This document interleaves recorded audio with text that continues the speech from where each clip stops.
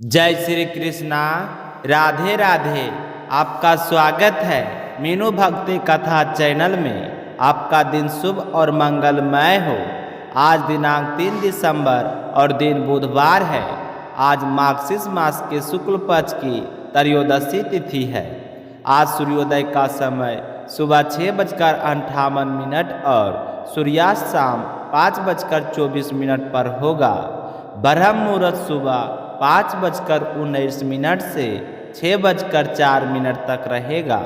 वहीं राहु काल दोपहर 12:10 से दोपहर 1:29 तक रहेगा। आज आइए सुनते हैं मार्गशीर्ष मास कथा में श्रृंखला में भगवान के भक्त अर्णय मुनि की कथा। तो त्रेता युग से पहले घने वन के हृदय में एक परम तपस्वी अर्णय मुनि निवास करते थे। अनगिनत वर्षों से परमात्मा की खोज में कठोर तपस्या कर रहे थे। तप इतना प्रखर था कि वृक्ष भी उनके ध्यान से प्रसन्न होकर फल फूल देने लगे थे। परंतु मुनि के हृदय को अभी भी वह परम शांति प्राप्त नहीं हुई जिसे वे जन्मों से तलाश रहे थे। एक दिन मुनि ने निश्चय किया कि अब मैं किसी ऐसे महापुरुष को खोजूंगा जो मुझे परमात्मा तो का साक्षात मार्ग दिखा सके। वे अनेक तीर्थों, आश्रमों और पवित्र स्थलों की यात्रा करते करते अंततः एक दिव्य ज्योति के समान महर्षि लोमस से मिले, जो स्वर्ग स्वयं लोक को आमंत्रित हुए दीर्घायु और सिद्ध महापुरुष थे। मुनि ने विनयक पूर्वक पूछा, हे महर्षि, मनुष्य इस जन्म मरण के महासागर में कैसे पार हो सकता है? तो महर्षि लोमस का उत्तर अत्यंत सरल परंतु ब्रह्म ज्ञान से ओतप्रोत था।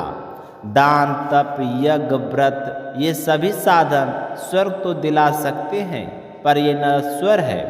इस संसार से पार ले जाने वाला एक ही तनाव है, श्री राम का नाम।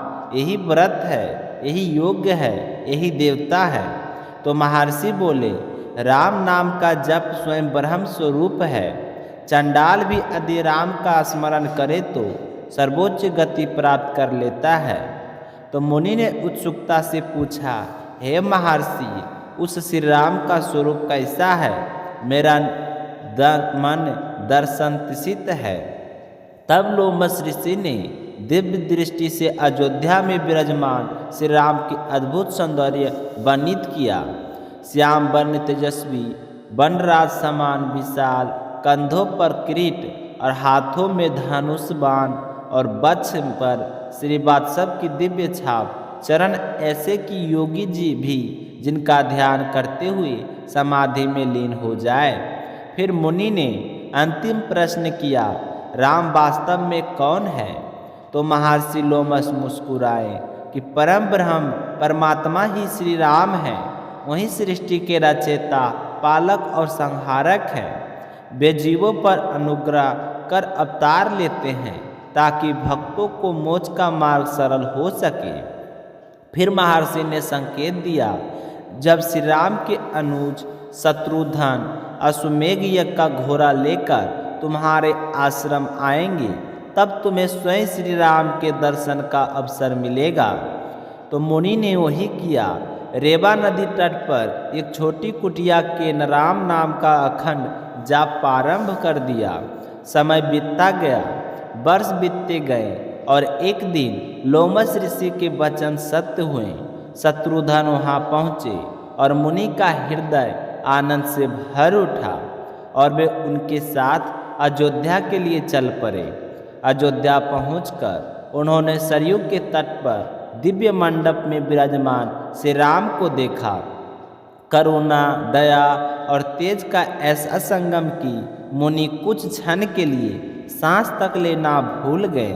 उनकी आंखें आंसुओं में डूब गई और जैसे ही भगवान श्री राम ने उन्हें देखा तो वे तुरंत उठे और आगे और विनम्रता से मुनि को प्रणाम किया और अपने कर कमलों से उनके चरणों को जल से धोया। तो मुनि भाव विभोर होकर बोले, हे राम, आप ब्राह्मण हैं, आप पापों का नाश करने हेतु ज्ञान यज्ञ क्यों करते हैं? आपका नाम ही समस्त पापों को भस्म करने की शक्ति रखता है। तो सभी मुनिगण धन्य धन्य कह उठे और तभी श्री राम के सम्मुख ही अर्णय मुनि का ब्रह्मरंध्र खुल गया। उनका प्राण तेज प्रकाश बनकर सीधे भगवान श्री राम के दिव्य स्वरूप में विलीन हो गया। तो देवताओं ने आकाश से पुष्पों की वर्षा की।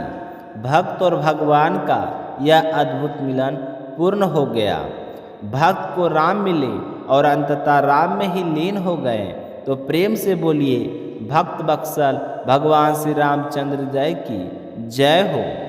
अब आइए सुनते हैं मार्गशीर्ष मास में भागवत पुराण का आज का अध्याय। ओम नमो भगवते वासुदेवाय नमः।